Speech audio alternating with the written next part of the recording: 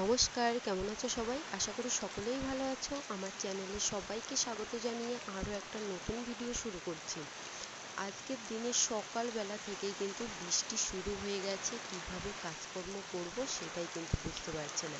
তো উঠোনও ঝাড়ু দিতে পারিনি, ঘরও ঝাড়ু দিতে পারিনি, রান্না বান্না সমস্ত কিছুই কিন্তু বাকিই রয়ে গেছে। তো এই বৃষ্টি বাদলার দিন কি করে যে রান্না বান্না করব এটাই কিন্তু বুঝতে পারছি না। আর শুধু বৃষ্টি নয়, বৃষ্টির সঙ্গে কিন্তু বেশ জোরে কিন্তু ঝড়ও হচ্ছিল। তো মোটামুটি এর প্রভাবটা কিন্তু আমাদের এইখানে প্রচণ্ড পরিমাণে পড়েছে। আর এই টুকিটাকি বৃষ্টির জন্য কিন্তু বাড়িতে মাছও কিন্তু উঠে গেছে। তো তোমাদেরকে একটু দেখিয়ে দিচ্ছি যে আমাদের এইখানটায় কিরকম বৃষ্টি হচ্ছে। তো এক নাগাড়ে সকালবেলা থেকে সারা রাত অবধি কিন্তু বৃষ্টি হয়ে গেছে। যে জায়গায় রান্না করি সেখানেও কিন্তু জল বেশ ভালো পরিমাণেই বেঁধে গেছে। প্রচণ্ড ঝড় বৃষ্টি হওয়াতে আমাদের এইখানে কিন্তু কারেন্ট ছিল না, যার ফলে ফোনে চার্জ ছিল না, ভিডিও আর কিন্তু করতে পারিনি। এটা হচ্ছে তার পরের দিনের ভিডিও, যেদিনকে একটু রোদ্দুর উঠেছিল।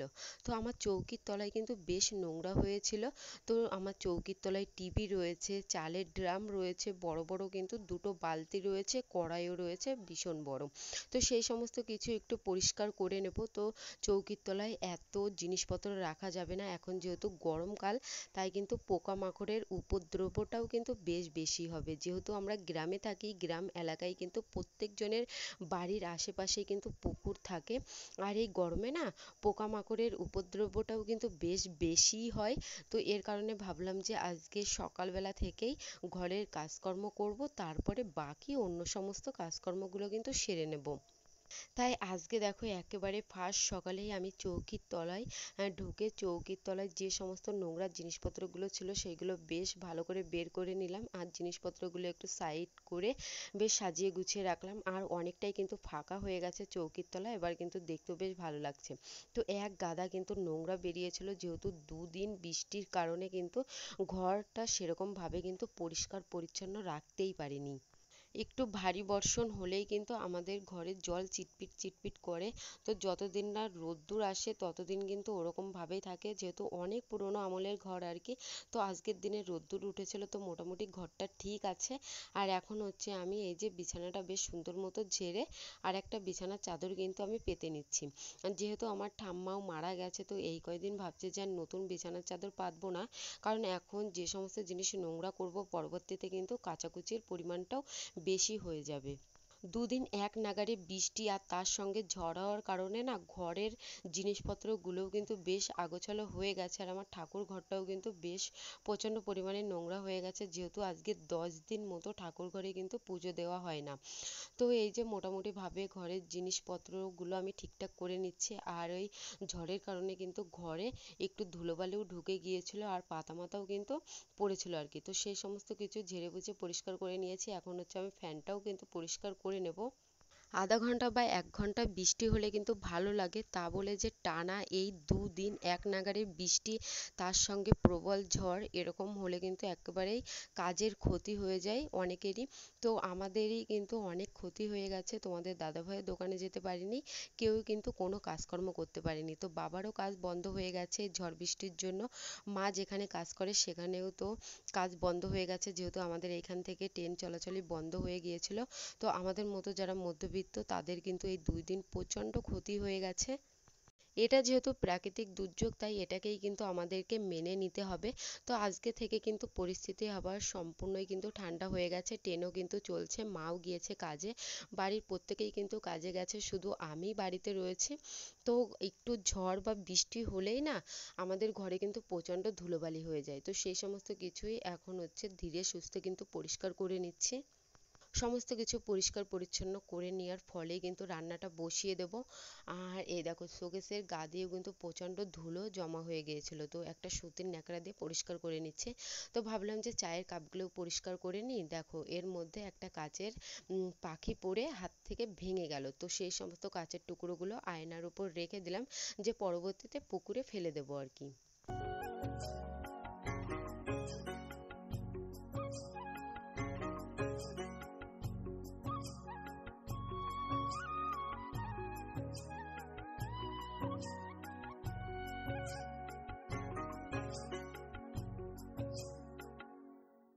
ঘরের কাজ কমপ্লিট করে এখন সোজা চলে এসেছি হচ্ছে কলতলায়। কলতলায় এসে আমি সমস্ত থালা বাসনগুলো মেজে নিয়েছিলাম। এখন হচ্ছে এক এক করে কিন্তু সমস্ত কিছু ধুয়ে নেব। আর এই যে দুদিন যেহেতু ঝড় বৃষ্টি হয়েছে, তাই এক বেলা করেই কিন্তু থালা বাসনগুলো ধুতে পেরেছি।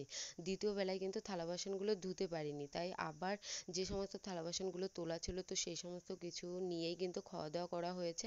তাই আজকে কিন্তু থালা বাসনের পরিমাণটাও কিন্তু দ্বিগুণ বেড়ে গেছে। তো সমস্ত কিছুই একা হাতে কিন্তু মেজে ধুয়ে নিলাম। আর এখন হচ্ছে জলের বোতলে জলগুলো হচ্ছে ভরে নিচ্ছে যে একটু ফ্রিজে রেখে দেবো। তো দুদিন ঝড় বৃষ্টি যতই হোক না কেন তবুও কিন্তু গরম এক বিন্দুও কমেনি। মনে হচ্ছে যে আরো বেশ ভাবসা গরম পড়েছে। তো আমার এই উনুনের চারপাশটাও কিন্তু প্রচণ্ড নোংরা হয়ে গিয়েছিল জল জমে। তো সেই সমস্ত কিছু একটু ঠিকঠাক করে নিলাম। আর এখন যেহেতু বেশ গরম পড়েছে, না জানি পোকামাকড় কোথায় এসে ঢুকে থাকবে, তাই এই জ্বালানিগুলোও এক সাইড করে কিন্তু আমি গুছিয়ে রেখে দেবো। গরমে এক একটু করে কাজ করছিলাম আর মুখটাও কিন্তু মুছে নিচ্ছিলাম আর কি। তো এই যে বস্তার উপর কিন্তু এই সমস্ত পাতাগুলো কিন্তু রেখে দেবো, যেহেতু পাতাই আমাকে রান্না বান্না সমস্ত কিছুই করে নিতে হয়। তাই রান্নার জায়গাটাই কিন্তু সব থেকে বেশি পরিষ্কার করে রাখাটা কিন্তু জরুরি, কিন্তু সময়ের অভাবে না দুই একদিন করতে পারি না। যেহেতু ওই যে ঘরের কাজের পাশাপাশি সকলেরই জামা প্যান্ট কাচাকুচি, একটা সংসারে কিন্তু কম কাজ থাকে না। সংসার ছোট হোক বা বড় হোক, প্রত্যেকটা সংসারেই কিন্তু ভিন্ন ভিন্ন রকমের কাজকর্ম লেগেই থাকে। তোমরা যারা আমার এই ভিডিওটি দেখছো অনেক দূর দূর থেকে, তাদের কাছে একটা কমেন্টই করব আমি, তোমরা প্লিজ আমাকে একটু সাপোর্ট করো যাতে আমার চ্যানেলটা আরও বেশি দূরে এগিয়ে যেতে পারে, যাতে আমি আমার ছোট ছোট স্বপ্নগুলো পূরণ করতে পারি। একমাত্র তোমাদের ভালোবাসা পেলে আর কিছুরই কিন্তু আমার প্রয়োজন হবে না। গ্রামের পরিবেশগুলো তোমাদের কেমন লাগে? যদি ভালো লেগে থাকে তাহলে অবশ্যই এই দিদিভাইয়ের চ্যানেলটিকে সাবস্ক্রাইব করে যে পাশে থেকো, সঙ্গে থেকো। আর একটু ভিডিওগুলো তোমাদের একটু রিলেটিভদের মধ্যে শেয়ার করে দিও। প্রত্যেক ভিডিওতে আমি একটা কথাই বলি যাতে অন্যরাও দেখার সুযোগ পায় আর কি। তো এই যে সমস্ত কাজকর্ম বাইরের করা কমপ্লিট হয়ে গেছে, তো ঘরে এসে ফ্রিজটা খুললে না আলাদাই একটা শান্তি মেলে, যেহেতু ফ্রিজের মধ্যে ঠান্ডা থাকে। তো জলটা খেয়ে নিলাম, একটু ঠান্ডা জল। আর আজকে হচ্ছে পনির রান্না করব। এখনো যেহেতু আমাদের অসৌচ কিন্তু কাটেনি, তাই কিন্তু এই কয়দিন আমাদেরকে নিরামিষই খেতে হবে। তো প্রত্যেক দিন কিন্তু ডাল আর সয়াবিন খেতে কিন্তু একেবারে ভালো লাগে না, তাই ভাবলাম যে আজকে একটু পনিরটাই রান্না করে নিই। তাই এখন হচ্ছে এই যে পনিরটা আমি কেটে নিচ্ছি আর কি, তো রান্না করব বলে। পনিরটা কাটা কিন্তু আমার কমপ্লিট হয়ে গেছে। আর এই যে কড়াইটাও কিন্তু বসিয়ে দিয়েছি, তো সাদা তেলটা একটু বেশ ভালো করে গরম করে পনিরটা কিন্তু ভেজে নিচ্ছি।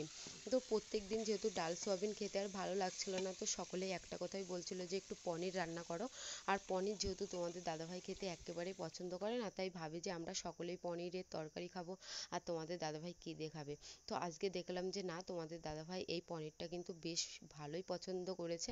যেহেতু মিষ্টির দোকানে না দুই রকমের পনির পাওয়া যায়, একটা হচ্ছে 30 টাকা আর একটা হচ্ছে 35 টাকা। তো আজকে হচ্ছে 35 টাকা দামেরই পনিরটা আনা হয়েছে। আর এই পনিরটা কিন্তু খেতে বেশ ভালো ছিল, তাই তোমাদের দাদাভাই বেশি খায়নি, মাত্র 2 পিসই কিন্তু খেয়েছিল।